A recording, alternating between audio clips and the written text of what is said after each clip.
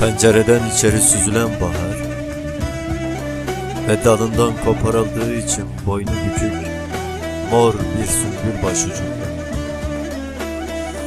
Bir kağıt ve kalem sana yazıyor en yitik cümleleri. Oysa çoktan kırmıştım kalemimi sana yazılan bir şiir için.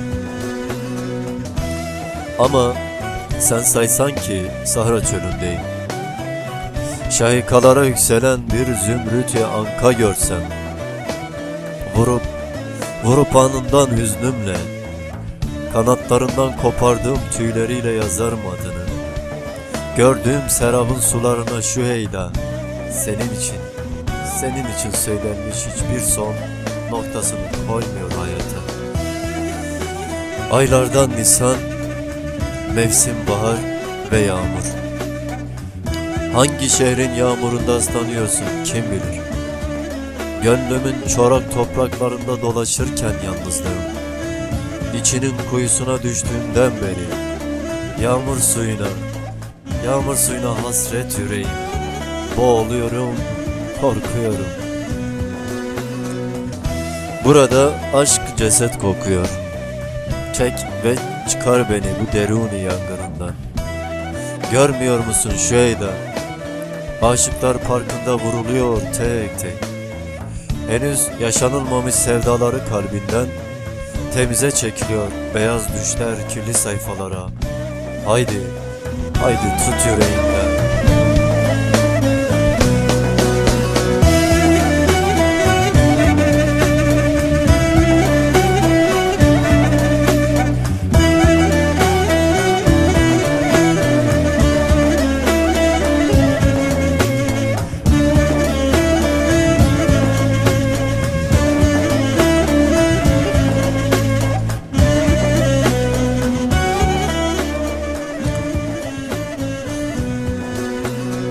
Mumu çıplaklığında yalan ayak koşarken güneşin doğduğu menfeze doğru bir tılsım kalbimi söküp yerinden anıların öldüğü kente kadar getirdi beni.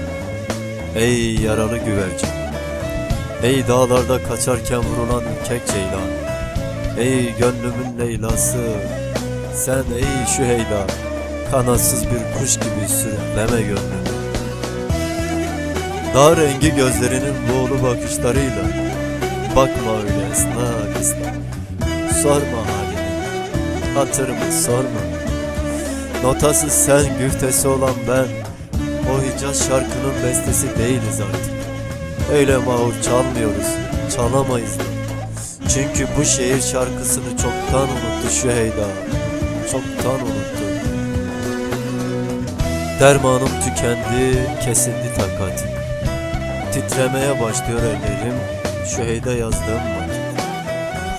Şehrin hülyası bir kristal gibi parçalanıyor şerha. Gür rengi bahar, kür rengi hatıralara yenik düşüyor ve bitiyor. Söylenmemiş bütün sözlerin